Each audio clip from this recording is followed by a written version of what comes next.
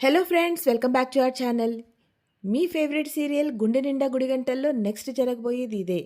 ఎంతో తెలివిగా రోహిణి వాళ్ళ అమ్మని కలవటానికి వెళ్తుంది.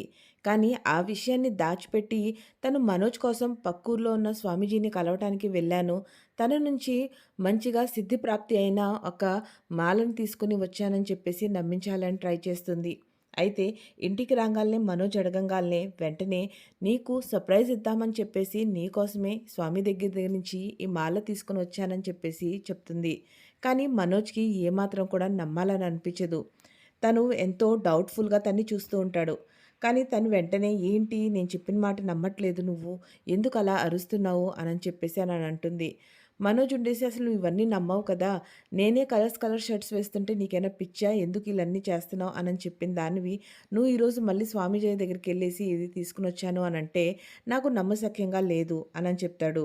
అది చెప్పంగాల్నే రోహిణి చాలా కంగారు పడుతుంది. కంగారు పడి ఏ విధంగా తిని నమ్మించాలా అనని చెప్పేసి ఆలోచిస్తూ ఉంటుంది. చాలా క్లియర్‌గా తనతో అంటాడనమాట.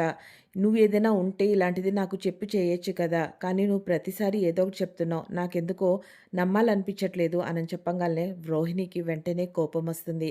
కోపంలో "ఎందుకు ఇలా మాట్లాడుతున్నావు" అనని చెప్పేసి అరుస్తుంటే, మనోజ్ ఉండి "నీ తప్పు ఏమీ లేనప్పుడు నీకు ఎందుకు అంత కోపమొస్తుంది? మామూలుగా కూడా మాట్లాడొచ్చు కదా" అనని చెప్పంగాల్నే వెంటనే రోహిణి కాస్త ఆలోచించుకొని కూల్ అవుతుంది. కూల్ అయినట్టేనే అవుతుంది. కానీ వెంటనే ఉండేసి "నువ్వు మాట్లాడే మాటే అలా ఉంది. నీకేదో నేను సర్ప్రైజ్ ఇద్దాం కదా" అనని చెప్పేసి అని అనుకుంటే, "నువ్వు నన్నే నమ్మకుండా నన్ను అనుమానిస్తుంటే కోపం రాదా మరి" అనని చెప్పేసి అని అంటుంది. దాంతో మనోజ్ ఉండేసి వెంటనే అంటాడు, "మీరు ఆ రోజు మనం కపుల్స్ పోటీకి వెళ్ళినప్పుడు కూడా అక్కడ వాళ్ళు చెప్పారు కదా! ఎంతో ఈజీగా, కూల్‌గా ఉండేవాళ్ళు. ఒకళ్ళ గురించి ఒకళ్ళు పట్టించుకునే వాళ్ళు ఏదైనా ఉంది అనంటే, ఖచ్చితంగా వాళ్ళ మధ్యలో ఏదో ఒకటి దాపరికం అనేది ఉంటుంది. వాళ్ళ పార్ట్నర్స్‌తో వాళ్ళు ఏదో ఒకటి చెప్పకుండా ఉంటారు. కాబట్టి అలా ఉంటారు, అలా ప్రవర్తిస్తారని చెప్పారు కదా!" అని చెప్పి. అంటే ఇప్పుడు ఏమంటావు మనోజ్? నువ్వు నన్ను నమ్మట్లేదు అంతే కదా! నన్ను అనుమానిస్తున్నావా? నువ్వేమనుకుంటున్నావు? నాకు వేరే వాళ్ళతో బయట అఫైర్ ఉందనుకుంటున్నావా? అసలు నువ్వు ఈ విధంగా ఎలా ఆలోచించగలుగుతున్నావు? నీకెన్ని సార్లు చెప్పాలి?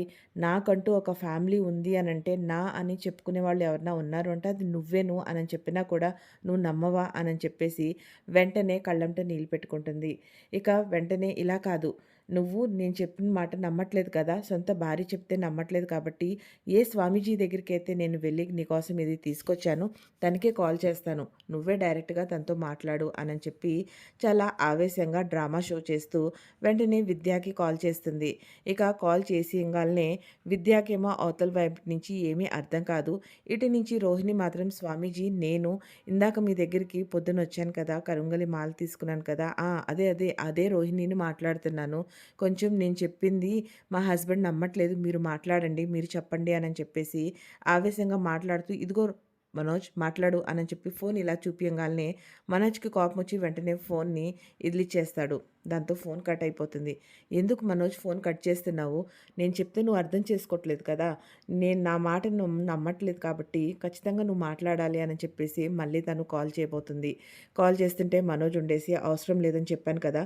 నేను నిన్ను నమ్మాను. నువ్వు చెప్పిన మాటని నమ్ముతున్నాను" అనని చెప్పంగాల్నే వెంటనే "నిజం చెప్తున్నావా మనోజ్? నమ్ముతున్నావా?" అనని చెప్పేసి అని అంటుంది. "అవును చెప్పావు కదా! నా కోసం సర్ప్రైజ్ ఇద్దామని చెప్పి చేశానని చెప్పి నమ్ముతున్నానులే" అని అంటాడు. వెంటనే రోహిణి తన దగ్గరికొచ్చి తన్ని వాటేసుకొని "I love you Manoj and sorry Manoj ఈ రోజు తర్వాత ఇంకెప్పుడు ఇలా చేయను" అనని చెప్పేసి అని అంటుంది. "ఇక మీదట ఎప్పుడైనా ఇలా చేయాలి అని అనుకుంటే నాకు చెప్పి చెయ్యి" అనని చెప్పేసి అంటాడు మనోజ్.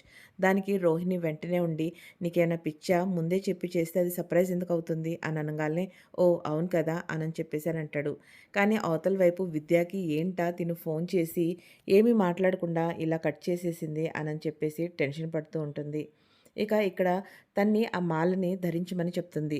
తనుండేసి "వద్దొద్దు ఇప్పుడు కాదు రేపొద్దున దేవుడి దగ్గర పెట్టి దండం పెట్టుకొని అప్పుడు వేసుకుంటాను" అనని చెప్పి ఇటు తీసుకునెళ్ళి అక్కడ పెట్టిరా పో అంటాడు. అంతలోనే "సరే వద్దులే నాకే ఇచ్చేయి నేనే పెట్టేసొస్తానని" చెప్పేసి తను దండ తీసుకొని వెళ్తాడు. ఈలోపు మళ్ళీ విద్య రోహిణికి కాల్ చేస్తుంది. "ఏయ్ ఏంటి ఇందాక ఫోన్ చేసావు మాట్లాడుతూ ఉంటూ కట్ చేసేసావు" అనని చెప్పంగాల్నే "అవును నేనే అర్థమవుతుందా? ఇదంతా నీ మూలానే. నువ్వు ఆఫీస్‌కి రావటం మూలానే ఇదంతా జరిగింది" అనని చెప్పంగాల్నే "మరి నువ్వు ఈసారి నుంచి ఎప్పుడైనా వచ్చేటప్పుడు ముందు నాకు కాల్ చేసి రా. అప్పుడు నాకు ఈ టెన్షన్ ఉండదు. నాకున్న టెన్షన్‌లో ఇదొక టెన్షనా" అనని చెప్పేసి రోహిణి విద్య మీద అరుస్తుంది. దాంతో విద్య ఉండి, "నువ్వు కూడా ఈ రోజు తర్వాత ఎప్పుడైనా ఇలా అనుకోకుండా బయటికి వెళ్ళాలి అని అనుకుంటే నాకు చెప్పి వెళ్ళు" అననంటే, "నోరు మూసుకో ఇంక ఫోన్ పెట్టేసేయి నువ్వు" అనని చెప్పేసి ఫోన్ పెట్టిచ్చేస్తుంది. ఇక దాని తర్వాత మరుసటి రోజు రోహిణి అలాగే మనోజ్ ఎంతోసేపు దేవుడి దగ్గర దండం పెట్టుకుంటూ ఉంటారు. మీనా బ్రేక్‌ఫాస్ట్ రెడీ చేసేసి, "రండి అందరూ టిఫిన్ చేద్దురు" అనని చెప్పేసి అనంటుంది. ఇక ప్రభావతి అలాగే సత్యం ఇద్దరుండేసి వస్తున్నాము అనని చెప్తారు. వీళ్ళేం చేస్తున్నారా అని చెప్పి బాలు అలాగే మీనా కూడా ఇక్కడికి వస్తారు. చూస్తే తను మాల ధరించుకుంటే, "నాన్న ఏంటి స్వామి మాల ఏమైనా యేసుకుంటున్నాడా?" అంటే, "కాదురా ఇది కరుంగలి మాల. తన కోసం తీసుకొచ్చారు" అనని చెప్పేసి చెప్తాడు. వీడికా వీడికి ఇలాంటి వాటి మీద కూడా ఇదుందా? ఎంతో నీతి నిజాయితీగా ఉన్నవాళ్ళు ఇలాంటివి ధరించాలి. నోరు తెరిస్తే అబద్ధాలాడేవాడి కోసం ఎందుకు ఇవన్నీ అనని చెప్పంగాల్నే వెంటనే రోహిణికి కోపమొస్తుంది. ఇక కోపమొచ్చేసి, "ఏ మీనా మీ ఆయనకి చెప్పు. ఊరికూరికే మా విషయాల్లో దూరొద్దు" అనని చెప్పేసి అని చెప్తుంది. ఇక కాసేపు ఆగిన తర్వాత తను మాల ధరిస్తాడు. ఇంక అయిపోతుంది. తను బయటికి రాంగాల్నే వెంటనే కొంతమంది గోతాలు తీసుకొని ఇంట్లోకి వస్తారు. ఏంటి ఇవన్నీ అనని చెప్పంగాల్నే, "బామ్మ ఊరు నుంచి మన కోసం వేరుశెనక్కాయలు పంపించింది. మన పొలంలో పండినియి కదా" అనని చెప్పేసి అంటారు. "అవునా? అయితే ఇక్కడ పెట్టేసి వెళ్ళిపో" అనని చెప్పేసి పంపిస్తారు. "అదేంటి ప్రతిసారి ఒక బస్తాయే కదా తెప్పిచ్చేది. ఈసారేంటి 4 బస్తాలు పంపించారు" అనని చెప్పంగాల్నే, "ఇప్పుడు మన ఫ్యామిలీ ఉండంగా పెరుగుతుంది కదా! సో, అందుకనే పంపించుంటారు" అనంటారు. అక్కడ కూడా ప్రభావతి, "మన మొహానేమో ఈ 4 బస్తాలు కొడుతుంది. మిగతా అంతా తనే అమ్ముకొని డబ్బులు క్యాష్ చేసుకుంటది" అన్న టైప్‌లో మాట్లాడుతుంది. దాంతో సత్యంకి కోపమొచ్చి, "నీకసలు బుద్ధుందా? ఎప్పుడు కూడా నీ నోటితో మంచి మాటలు రావా?" అనని చెప్పేసి తిడతాడు. ఆమున్న వయసుకి నేను ఆమెకి పెట్టి కూర్చోబెట్టి పోషించాలి. అలాంటిది ఆమె ఈ రోజుకి కూడా మనకి ఒక రూపాయి సహాయం చేస్తుంది. ఇక కూడా నువ్వు ఈ జన్మకి మారవా అనని చెప్పేసనంటాడు. ఇక దాంతో అయినా కూడా ఇన్ని మనమేం చేసుకుంటాం పెట్టి పెట్టి పాడైపోతాయి కదా! అనని చెప్పంగాల్నే ఎందుకు ఇక్కడ ఇంటి చుట్టుపక్కన ఉన్న వాళ్ళకి, మనకి తెలిసిన వాళ్ళకి అందరికీ కొంచెం కొంచెం ఇద్దామని చెప్పేసి అనంటాడు సత్యం. దానికి ప్రభావతి ఉండి, "ఆ! అలా వద్దు. దీన్ని మనం అందరికి డబ్బులకిద్దాము. అప్పుడు మనకి డబ్బులొస్తాయి" అని చెప్పంగాల్నే అందరూ ఛీ! ఈమె ఇంక మారదా అన్నట్టుగా ఆలోచిస్తూ ఉంటారు. ఇక అంతలోనే తనుండేసేసి కొన్ని నేను తీసుకువెళ్తాను అనని చెప్పేసి అని అంటాడు మనోజ్. ఎందుకు అనంటే, వచ్చిన కస్టమర్స్‌కి మీరు తీసుకున్న ఫర్నిచర్‌కి ఇవి ఫ్రీ అనని చెప్పేసి ఇస్తాను. దాంతో నా బిజినెస్ బాగా పెరుగుతుంది అనని చెప్తాడు. దానికి అందరూ నవ్వుతారు. శనక్కాయల కోసం ఎవరైనా నీ దగ్గర ఫర్నిచర్ కొంటారా అనని చెప్పేసి. ఇక దాని తర్వాత రవి ఉండి నేను కూడా కొన్ని తీసుకెళ్తాను. నా హోటల్‌లో నేను వీటిని ట్రై చేస్తాను అనని చెప్తాడు. వెంటనే శృతి ఉండి, "నేను కూడా కొన్ని మా అమ్మ వాళ్ళ ఇంటికి పంపిస్తాను" అనని చెప్తాడు. అంతలోనే పార్లర్‌లమ్మ నేను కూడా కొన్ని అలా అందరూ కొన్ని కొన్ని తీసుకుంటాం. "ఏ పార్లర్‌లమ్మ నువ్వు కూడా మీ ఆయనకిలాగా మేకప్ ఏసుకున్న వాళ్ళకి శనక్కాయలు ఫ్రీ అనని చెప్తావా?" అనని చెప్పేసి బాలు ఎగతాళి చేస్తాడు. దానితో రోహిణికి వెంటనే కోపమొస్తుంది.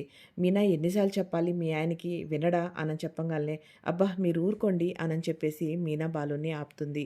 ఇక అంతలోనే బాలు ఉండి, "సరే నాన్న నేను కూడా కొన్ని తీసుకెళ్తాను. మా స్టాండ్‌లో వాళ్ళకి ఇస్తాను" అనని చెప్తాడు. ఇక వెంటనే "ఏ ఏ మీనా వాళ్ళ ఇంటికి కూడా పంపిస్తారా?" అనని చెప్పి ప్రభావతి అంటుంది. "అవసరం లేదు. మా ఇంట్లో ఎవరు తినరు" అనని చెప్పేసి అననంటుంది. "ఏం పర్లేదులే" అనని చెప్పంగాల్నే, వద్దని చెప్పాను కదా" అనంటది. మళ్ళీ వెంటనే బాలు ఉండి, "ఎందుకు వద్దు? ఎందుకు తినరు? మా ఇంట్లో ఎవరు ఉండరండి ఎందుకు" అనని చెప్పంగాల్నే, "నువ్వు మీ అమ్మోళ్ళింటికి పంపించొద్దు. నేను మా అత్తగారింటికి పంపిస్తాను" అనని చెప్పి అనంటాడు. 2 నిమిషాలు ఆగి వెంటనే మీనా ఉండి, "సరే సరే నాకు కావాలి" అనని చెప్తది. "ఏయ్! ఇప్పుడే కదే వద్దని చెప్పావు. మళ్ళీ వెంటనే ఏంటి" అనంటే, "నా కోసం కాదు చింటూ కోసము. చింటూకి చెనక్కాయలంటే చాలా ఇష్టం. కాబట్టి తనకి తీసుకువెళ్తాను" అనంగాల్నే బాలు ఉండి, "అవునవును కరెక్ట్. భలే గుర్తు చేపిచ్చావు మీనా" అనంటారు. దాంతో రోహిణికి ఆలోచన మొదలవుతుంది. ఇంకా ఎటోళ్ళటు వెళ్ళిపోతారు. ఇక వెంటనే రవి ఉండేసి కిచెన్‌లో మంచిగా మన పల్లీలతో ఉన్న చెక్కను తయారు చేస్తాడు. అది చూసిన శృతి "అబ్బా! భలే ఉందే" అనని చెప్పేసి అనంటుంది. ఇక వెంటనే తను అది తినబోతుంటే, "ఏ కాలుతుంది ఆగు" అనని చెప్పి తీసుకొచ్చి హాల్‌లో పెడతాడు. ఇక శృతి వెంటనే మీనాని పిలుస్తుంది. తనకు కూడా టేస్ట్ చేపిస్తుంది. ఇక వాళ్ళు నుంచొని తింటూ ఉంటారు. అంతలోనే శృతి ఉండి, "మనం దీన్ని కూడా బిజినెస్ చేయొచ్చు. ఇంపోర్ట్, ఎక్స్‌పోర్ట్ చేసుకోవచ్చు. ఇక్కడ మనకి రూ. 10 అయితే ఫారెన్‌లో దీన్ని 500కి అమ్మొచ్చు. ఫారెన్ చాక్లెట్ మన దగ్గరికొచ్చినప్పుడు ఎలా అయితే కాస్ట్‌లీగా ఉంటుంది అలా" అని డిస్కషన్ పెట్టుకుంటూ ఉంటారు. ఈలోపే వెంటనే ప్రభావతిని చూడంగాల్నే వీళ్ళు సీన్ మార్చేస్తారు. వెంటనే మీనాని తిట్టినట్టు, "శృతి ఏంటి ఏదో మీ వదిన కదా అని చెప్పి ఒక చిన్న టేస్ట్ చేపిచ్చావు ముక్క అనుకుంటే, మొత్తం ఆమెకిస్తాను అని అంటావు. ఇక్కడ కనపడుతుందా? తీసుకునెళ్ళిపోయి మొత్తం ఎవరెవరికో దానం చేస్తది. అవసరం లేదు. కష్టపడేది నువ్వు, తీసుకునెళ్ళేది తన" అని చెప్పంగాల్నే మీనా వెంటనే ఉండి, "అవసరం లేదు. నేనేమైనా అడిగానా? నాకు కావాలని చెప్పేసి" అని చెప్పి తను కూడా ప్లేట్ ఫిరాయిస్తుంది. వీళ్ళిద్దరి అరవటం చూసి ప్రభావతి ఎంతో సంతోషంగా ఉంటది. అబ్బా! ఇలాగే ఎప్పుడు వీళ్ళు కలుసుకోకుండా ఉండాలి. ఎప్పుడు ఇలాగే కొట్టుకులాడుకుంటూ ఉండాలి. అంతలోనే వచ్చి అందుకుంటుంది. "ఏయ్! ఏంటే మీనా తెగ నోరులేస్తుంది నీకు" అని చెప్పేసి అంటుంది. "నేనేం అంటలేదు. తనే ఎలా పడితే అలా మాట్లాడుతుందంటే" "ఆ! పెద్దొచ్చా నువ్వు యువరాణి నీతో మాట్లాడటానికి. ఎళ్ళు పక్కకి" అని చెప్పేసి తిట్టి పంపించేస్తుంది. ఇంకా వెంటనే శృతితో అంటుంది. "ఏంటమ్మా" అంటే, "నువ్వు చెప్పేది కరెక్టే. ఇంట్లో ఉంటే అందరికీ దాన ధర్మాలు చేస్తూ తను పెద్ద గొప్పది అన్నట్టుగా షో ఆఫ్ చేసిద్ది" అని చెప్పేసి అంటుంది. ఇక తను కూడా వాళ్ళ అమ్మకి రవి టేస్ట్ చేపిస్తే, "అబ్బా! భలే ఉందిరా! దీంతోనే మనం బిజినెస్ పెట్టుకోవచ్చు" అని చెప్పేసి తను అంటుంది. "దాని గురించి ఆంటీ మేమిప్పుడు మాట్లాడుకుంటున్నాం" అని చెప్తది. ఇక "సరేరా నేను డాన్స్ క్లాస్‌కెళ్తున్నా. నాకు కొంచెం పెట్టివా? నా డాన్స్ క్లాస్‌కొచ్చిన స్టూడెంట్స్‌కి అలాగే కామాక్షికి కూడా ఇస్తాను" అని చెప్తే తను ఒక బాక్స్‌లో అవి చేసుకొని పెట్టుకొని తీసుకెళ్తుంది. ఇక దాని తర్వాత మీనా, ఇక బాలు ఇద్దరు కలిసి చింటూని చూద్దామని చెప్పేసి వెళ్తారు. ఈలోపు రోహిణికి టెన్షనొస్తుంది. ఏంటా వీళ్ళు మళ్ళీ అక్కడికి వెళ్తున్నారా అని చెప్పేసి వెంటనే సుగుణమ్మకి కాల్ చేసి చెప్తుంది. "నీకెలా ఉంది" అని అడిగిన తర్వాత, "నీ దగ్గరికి మీనా, బాలు వస్తున్నారు." "అదేందమ్మా వాళ్ళెందుకొస్తున్నారు" అనంటే, "ఏం లేదులే ఊరి నుంచి బామ్మ శనక్కాయలు పంపించింది. అవి చింటూ కోసమని చెప్పి తీసుకొని వస్తున్నారు. కాబట్టి వాళ్ళతో ఎంతవరకో అంతవరకే మాట్లాడు. ఎక్కువగా మాట్లాడకు. అలాగే చింటూని ఇంట్లో ఉంచొద్దు. పక్కన వేరే వాళ్ళ ఇంటికి పంపించేసేయి. వాళ్ళున్నప్పుడు తను ఇంట్లో ఉండకూడదు" అని చెప్పేసి తనకి స్ట్రిక్ట్‌గా వార్నింగ్ ఇస్తుంది. "అదేంటమ్మా అలా ఎలా పంపిస్తాను" అంటే, "నేను చెప్పింది చెయ్యి. నీ సొంత తెలివితేటల్ని నువ్వు ప్రదర్శించొద్దు. నాకు ఇబ్బందులు తీసుకొని రావద్దు" అని చెప్పేసి అంటుంది. ఇక వాళ్ళు కానీ దత్తత గురించి మాట్లాడితే మాత్రం నిర్మొహమాటం లేకుండా వద్దని చెప్పేసేయి అని చెప్పేసి చెప్తుంది. ఇక ఫోన్ పెట్టేస్తుంది. ఇటు బాలు, మీనా వాళ్ళ ఇంటికెళ్తారు. అక్కడ నర్స్‌ని చూసి, "అయ్యో! ఏమైందమ్మా నీకా ఏమైంది?" అని చెప్పేసి అడుగుతారు. "ఏం లేదులే కొంచెం ఒంట్లో బాలేదు" అని చెప్తే నర్స్‌ని అడుగుతారు. నర్స్ చెప్తుంది, "మొన్న ఈ మధ్య మైల్డ్ అటాక్ అనేది వచ్చింది. ఇక మరి చింటూ ఏడి" అనంటే, "చింటూ అని ఆలోచిస్తూ ఉంటుంది. ఈలోపు బాలు ఉండి స్కూల్ టైమ్ కదా! స్కూల్‌కి వెళ్ళుంటాడులే" అని చెప్పేసి చెప్తాడు. "అయినా అమ్మ నీకు బాలేదన్న సంగతి నీ కూతురికి తెలుసా? ఇప్పటికైనా నువ్వు నీ కూతురికి చెప్పావా?" అని చెప్పేసి అడుగుతుంది మీనా. తను వెంటనే, "ఆ! తెలుసు. తనే దగ్గరుండి ఇదిగో ఈ నర్స్‌ని పెట్టించింది. తనతో రోజు మాట్లాడుతుంది. నా మంచి చెడులు తెలుసుకుంటుంది" అని చెప్పేసి చెప్తాడు.